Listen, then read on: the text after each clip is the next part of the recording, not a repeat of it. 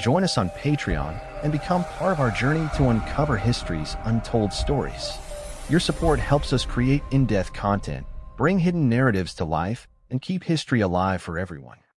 In the highlands of Ethiopia, where the clouds often settle on the ancient stone churches carved deep into mountains, a sacred text has endured for centuries, echoing with a voice both old and powerful. It is not commonly found in Western Bibles, nor does it occupy the center stage in most modern Judeo-Christian traditions. Yet among the scrolls and scriptures that form the heart of Ethiopian Orthodoxy, the Book of Jubilees holds a revered place. Often called the Lesser Genesis, this mysterious and expansive rewriting of the Book of Genesis offers a strikingly unique lens through which to view the origins of humanity, divine law, and the ancient covenants between God and His chosen people. Its presence in the Ethiopian canon not only reveals a distinctive thread in the spiritual fabric of Ethiopia, but also opens up a wider conversation about how scripture, tradition, and identity are shaped by culture, history, and revelation. The Book of Jubilees is, in essence, a re-narration and elaboration of the first part of Genesis, stretching into parts of Exodus. But what distinguishes it from the canonical Genesis are its elaborate chronological structure, emphasis on the observance of the law, and bold theological assertions. It reorganizes biblical history into a system of jubilees, periods of 49 years, underscoring a deep belief in sacred time and divine order. Through this lens, the text seeks to reaffirm the sanctity of the Sabbath, the importance of circumcision, and the festivals ordained by God. Written in the 2nd century BCE, likely in Hebrew, the Book of Jubilees reflects an era of intense religious transformation within Judaism, possibly associated with the rise of sects such as the Essenes. For most of the Christian and Jewish world, the Book of Jubilees faded into obscurity after its initial popularity in the Second Temple period. It did not find a permanent home in the Jewish Tanakh or the mainstream Christian biblical canon. However, in Ethiopia, it found sacred soil. The Ethiopian Orthodox Tewahedo Church, one of the oldest Christian communities in the world, preserves a canon that is distinctively broader than those of Roman Catholicism, Eastern Orthodoxy, or Protestantism. Within the Ethiopian canon, the Book of Jubilees, known as Kufale in Guizi, holds canonical authority. This inclusion is not incidental. Ethiopia's embrace of the Book of Jubilees is deeply tied to its self-perception as a nation chosen by God, heir to ancient Israelite traditions and guardian of divine law. Ethiopia's unique relationship with the Book of Jubilees is historically rooted in its broader embrace of ancient Jewish and early Christian traditions. According to tradition, Christianity was established in Ethiopia in the early 4th century CE under King Ezana, but Jewish influences had long been present through the Falasha or Beta Israel communities and connections with the Queen of Sheba narrative.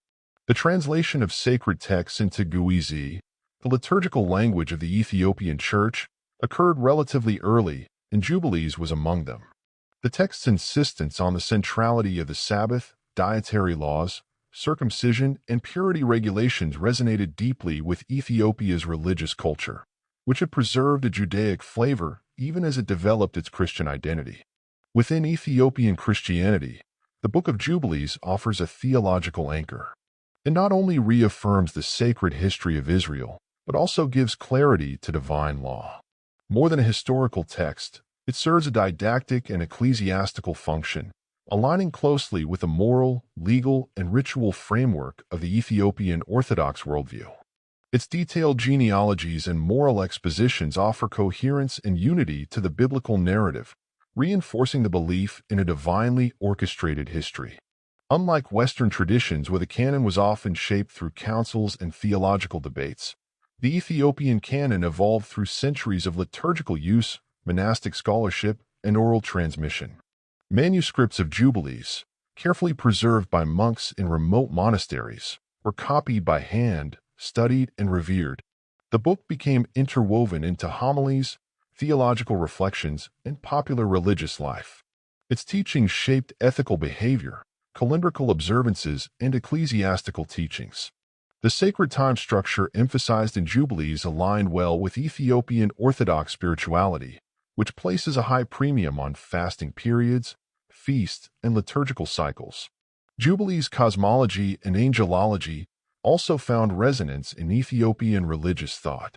The text presents a worldview where angels are not distant celestial beings but active participants in human history.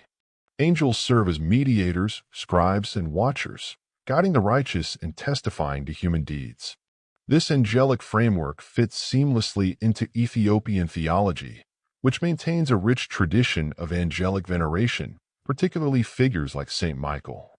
Moreover, Jubilee's interpretation of the fall of the Watchers and the introduction of sin into the world offers a unique narrative that aligns with Ethiopian teachings about cosmic struggle and divine justice.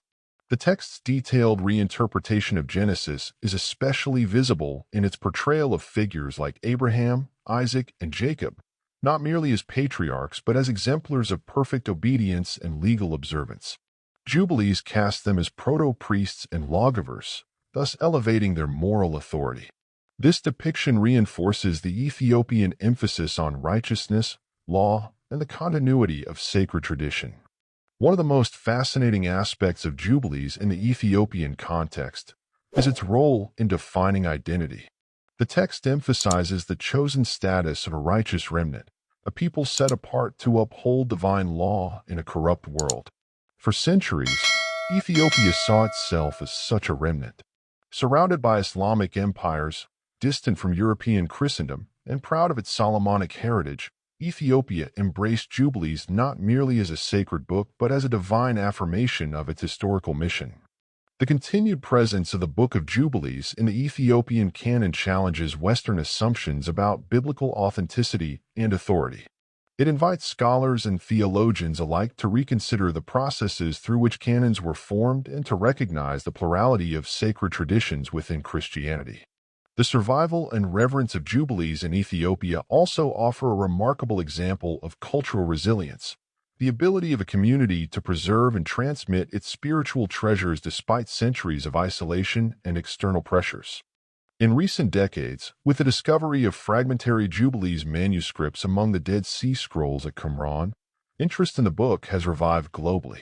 Scholars now see it not as a fringe text but as a vital witness to the diversity of Jewish thought in the Second Temple period. Yet for Ethiopian Christians, Jubilees was never forgotten. It lived in liturgies, in monastic teachings, in the daily prayers and festivals of the faithful. It shaped a worldview rooted in sacred time, divine law, and moral clarity. Today, as scholars and spiritual seekers alike turn their eyes to Ethiopia's ancient traditions, the Book of Jubilees stands as a bridge between worlds, between Judaism and Christianity, between ancient Israel and modern Africa, between canonical scripture and sacred history. Its rhythms of Jubilees, its angelic chronicles, and its unyielding moral voice continue to speak in the chants and homilies of Ethiopian priests, in the incense-filled churches high in the mountains, and in the hearts of those who seek to live in harmony with divine law. In reclaiming the story of Jubilees within the Ethiopian canon, we uncover not only a lost book but a living tradition, a testament to the power of Scripture to shape nations, inspire faith, and endure across the ages.